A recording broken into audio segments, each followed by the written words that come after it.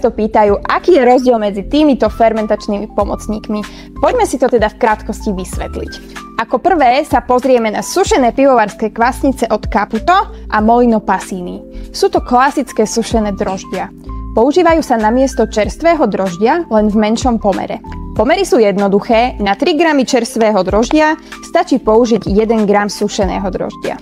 Obe značky sú rovnako spoľahlivé, ide len o vašu preferenciu. Caputo Criscito nie je klasické sušené droždie, ale pšeničný kvások, ktorý doplňa fermentáciu. Dodáva cestu vôňu a chuť a predĺžuje jeho trvanlivosť.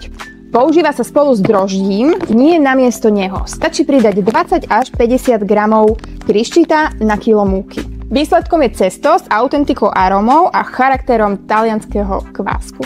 Ako posledné tu máme aktívnu pšeničnú kyslú kultúru od Molino Passini, ktorá posilňuje elastickosť cesta a zlepšuje chuť pri dlhšom kysnutí. Používa sa spolu s droždím, nie ako náhrada.